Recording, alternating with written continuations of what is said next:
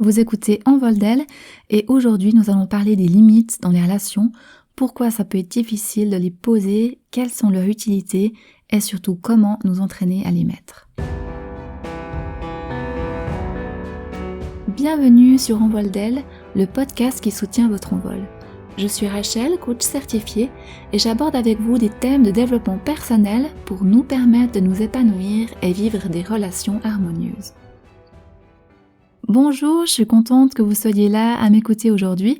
On va explorer ce thème des limites qui est passionnant, vivant, car au cœur de nos relations. Pour commencer, on va plonger sur ce qui nous retient de mettre ces limites. Tout d'abord, la peur d'être seul, d'être rejeté, abandonné, exclu. Des peurs auxquelles on va tous faire face, des peurs qui sont ancestrales. Nos ancêtres, s'ils étaient seuls, ils étaient voués à mourir. Et ils étaient obligés du coup d'être en groupe, de s'organiser, de coopérer, d'être ensemble pour survivre. On n'est pas fait pour être seul et du coup pour notre cerveau, tout ce qui menace finalement que nous soyons rejetés, abandonnés, exclus, seuls, c'est donc à éviter. Donc on a ces petites lumières, ces alarmes qui s'allument. Ces peurs sont à considérer, elles sont surtout importantes de s'y confronter afin qu'on puisse les dépasser et ne pas rester bloqué par elles. Et pour qu'on retrouve vraiment une liberté d'action. Derrière cette peur, il y a évidemment la crainte d'une rupture, d'une séparation, d'une distance.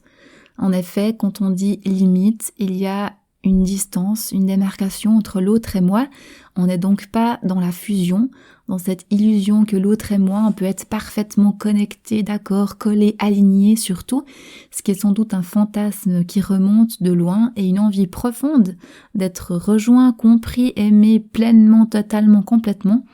Une soif qui est inscrite au plus profond de nous et qui ne peut être comblée par un autre être humain qui est tout autant limité et abîmé que nous. Pour dépasser cette crainte de la distance entre l'autre et moi, il y a cette illusion de la fusion à abandonner. Pour qu'une relation fonctionne, quelle qu'elle soit, avec notre conjoint, avec nos enfants, avec nos amis, il y a besoin d'un espace entre l'autre et moi. Un espace pour souffler, un espace pour bouger, un espace pour être soi, un espace pour laisser à l'autre la possibilité d'être lui, d'être différent de moi, un espace pour se rapprocher, pour s'éloigner, afin de pouvoir se rapprocher à nouveau. Il y a toujours ce mouvement de va-et-vient entre l'autre et moi. Pour que ce mouvement soit possible, il y a besoin d'un espace. Une autre chose qui peut nous retenir de poser nos limites, c'est qu'on veut aider l'autre. On a envie de le sauver. On voit qu'il a besoin de nous et du coup, on y va, on fait. Et on se sent bien, on se sent indispensable, on se sent utile. Et ça part d'un bon sentiment, sauf que en faisant ça, qu'est-ce qu'on fait ?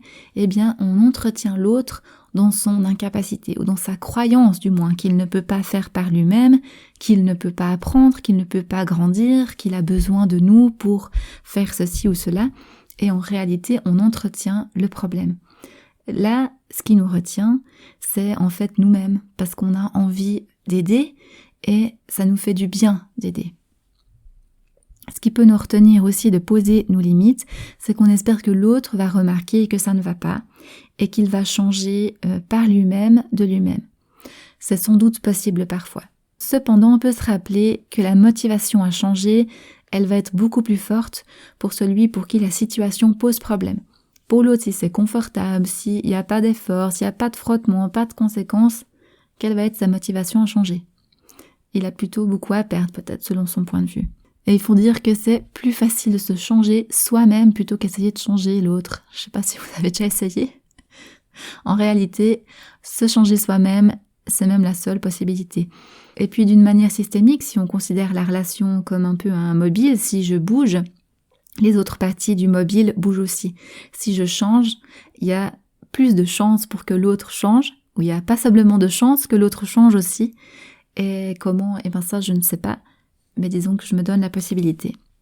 Une autre chose qui nous retient de poser nos limites, c'est qu'on n'a peut-être pas appris à dire non, parce qu'on a peur de la réaction de l'autre, on a peur de le blesser, ou on n'a pas appris à entendre un non et savoir qu'en faire.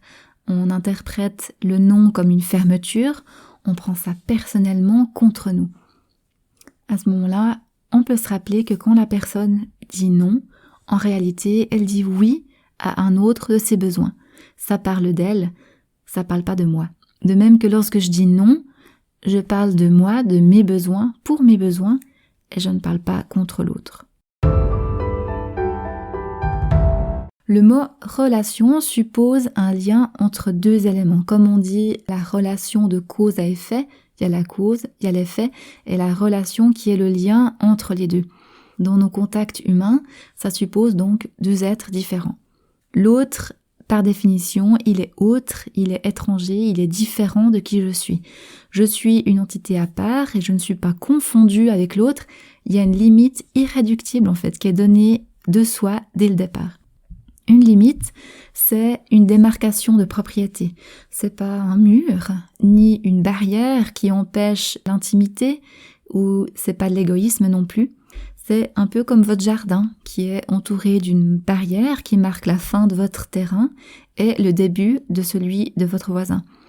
Les limites personnelles, de la même manière, distinguent ce qui est chez vous et ce qui est à quelqu'un d'autre. On les voit pas, mais on les ressent, spécialement lorsque quelqu'un les franchit. Selon Cloud et Townsend, psychologues, les limites impliquent la liberté et la responsabilité. La liberté de faire des choix qui sont basés sur nos valeurs, plutôt que de choisir en fonction de la peur ou la culpabilité. Et la responsabilité de nourrir la relation, d'être responsable de sa partie de la relation et de se positionner face aux comportements blessants ou inappropriés. Je suis responsable à 100% de ma partie. Je suis responsable de ce que je dis, de ce que je fais, de comment j'agis, de mon attitude, de comment je me positionne, de comment j'écoute, de mes émotions, de prendre soin de mes besoins. Je ne suis pas responsable de comment l'autre va réagir, de ses émotions, de ses besoins, de ce qu'il dit ou de ce qu'il fait. Ça lui appartient à lui. Les limites, c'est aussi avoir une consistance. C'est ce qu'on est et ce qu'on n'est pas. C'est avec quoi on est d'accord ou ce qu'on n'accepte pas. C'est ce qu'on aime et ce qu'on déteste. C'est aussi se donner la possibilité d'être vu, d'être aimé ou pas. Les limites, elles peuvent se manifester de différentes façons, en disant non, en s'exprimant avec authenticité, par exemple avec le processus de la communication non violente, par de la distance, qu'elle soit physique, géographique, émotionnelle, relationnelle, ou par la présence d'autres personnes. Les limites, à les exprimer, ça ne veut pas dire que la relation va mal, bien au contraire. Les conflits autour des limites, c'est même une partie normale des relations. Et en ce sens, on pourrait même dire que les limites sont là pour préserver la relation et non pas pour la terminer. Quel va être l'intérêt de mettre des limites ? Eh bien, elles sont une protection. Elles nous protègent en laissant les autres connaître ce qu'on tolère et ce qu'on ne tolère pas. Elles protègent nos émotions, nos valeurs, nos comportements, nos attitudes, bref, ce qui fait de nous ce qu'on est et ce qu'on vit. Placer des limites, c'est pas pour faire fuir l'autre, ni le tenir éloigné de moi, c'est plutôt pour garantir un cadre qui convienne aux deux. Maintenant, nous allons voir 9 clés pour nous permettre d'entraîner et de mettre en place ces limites. La première, ça va être de reconnaître les indicateurs lorsqu'une de mes limites a été dépassée. Pour ça, une première émotion qui nous aide beaucoup, c'est la colère. Elle va se manifester lorsque on vit un dommage envers notre corps, envers nos proches, envers nos valeurs, envers nos désirs, ou quand mes limites ont été franchies. Je cite Chernet, formateur et coach, « La colère nous permet d'avoir de l'impact, de mettre des limites. Elle nous donne la force de nous affirmer, elle nous permet de dire un non ferme. Le ressenti de la colère sera souvent l'élément le plus important pour nous permettre de changer quelque chose qui ne nous convient pas dans la vie. » Donc l'indicateur de la colère, ça va être d'accueillir cette colère et de la transformer, parce qu'elle est une énergie nécessaire pour nous mettre en action. Attention, on ne veut pas qu'elle devienne de la violence contre nous-mêmes ou contre l'autre. Elle est utile parce qu'elle nous donne des indications précieuses et on va la transformer, entre autres par le journaling, ça peut être en écrivant et petit à petit arriver à décortiquer notre colère, comprendre nos besoins derrière, et tout comme l'écoute de soi, l'accueil de soi, que je développe dans l'épisode de comment développer l'affirmation de soi. Deuxième clé, qui est une deuxième émotion précieuse pour nous aider, c'est la peur. La peur, c'est une émotion anticipatrice d'un danger, d'une menace à notre sécurité personnelle. Et elle aussi, elle vient nous donner des indications précieuses. L'écouter, comprendre ce qui nous fait peur et se demander, est-ce que je fais face à un réel danger ou est-ce que c'est dans ma tête? Je peux choisir ensuite de le communiquer à l'autre. Je peux choisir de le faire pour poser mes limites avant même que l'atteinte soit faite. C'est faire confiance aussi à notre intuition, à nos ressentis dans la relation, sentir s'il y a quelque chose qui nous met mal à l'aise, qui nous bloque, qui nous dérange. Et si ça génère des émotions de peur, c'est qu'il y a quelque chose qui est important à apporter à notre conscience. Et c'est ensuite avoir le courage de dépasser notre peur, de prendre nos responsabilités et de l'exprimer à l'autre. Troisième clé, le positionnement intérieur. Est-ce que vous avez déjà remarqué que quand votre intention est claire, en général, la règle est claire pour l'autre aussi. Par exemple, c'est assez évident avec les enfants. Lorsque la règle, la limite n'est pas vraiment claire, l'enfant sont un flou, un peu une indécision, et en général, en tout cas mes enfants, ils vont avoir tendance à insister. Tandis que quand je suis bien claire, que je suis d'accord ou pas d'accord, et que je vais communiquer la règle d'une telle façon qu'elle va être perçue différemment, et du coup, en général, ils vont pas insister. Ce positionnement intérieur se travaille, et il demande surtout, en tout cas pour moi, un moment de réflexion. Et du coup, ça m'arrive régulièrement à mes enfants de dire « Attends, je vais prendre un moment pour y réfléchir avant de te rendre ma réponse. » Afin d'éviter d'être coincé, de devoir rendre une réponse sur l'instant, alors que parfois je ne sais pas encore ce que je veux décider à ce propos. Quatrième clé, rendre à l'autre ou bien laisser à l'autre sa part de responsabilité, ses émotions et ses besoins. On peut bien sûr aider et contribuer au bien-être de l'autre, cependant on va le faire en sachant que à la fin c'est l'autre qui est responsable pour lui-même et non pas moi.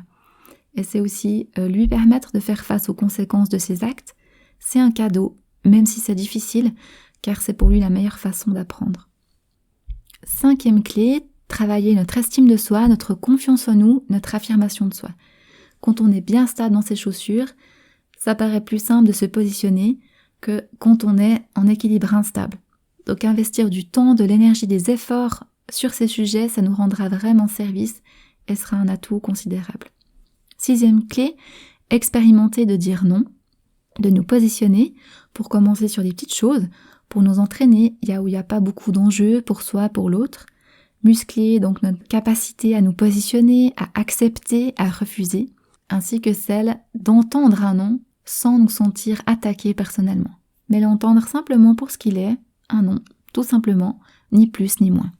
Septième clé, se rappeler qu'on a toujours le droit de revenir sur quelque chose qui s'est passé, qui s'est dit, qui s'est fait.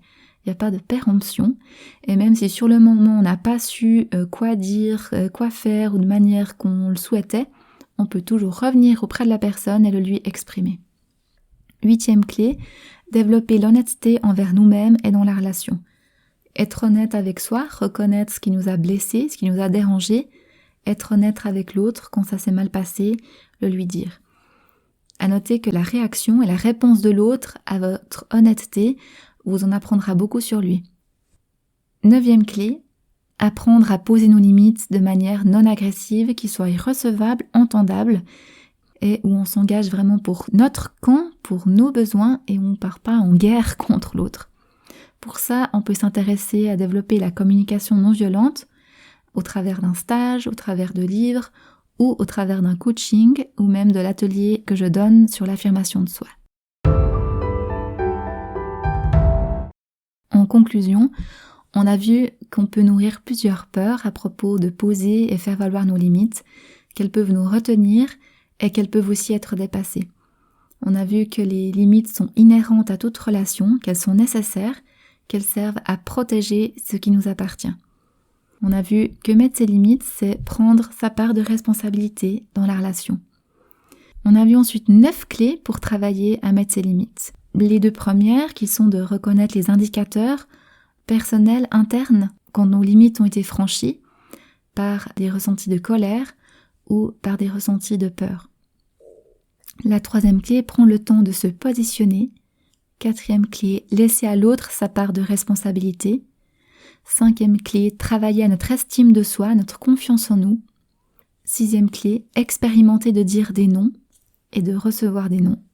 Septième clé, utiliser notre droit à revenir sur quelque chose qui s'est passé avec quelqu'un. Huitième clé, prendre la décision de pratiquer l'honnêteté envers nous-mêmes et avec les autres et avoir le courage de le dire avec la personne concernée. Neuvième clé, poser nos limites de manière non agressive et avec le processus de la communication non violente qui s'apprend et se pratique. Voilà, nous arrivons au terme de cet épisode. J'espère que ça vous aura donné quelques pistes pour avancer à poser et mettre vos limites.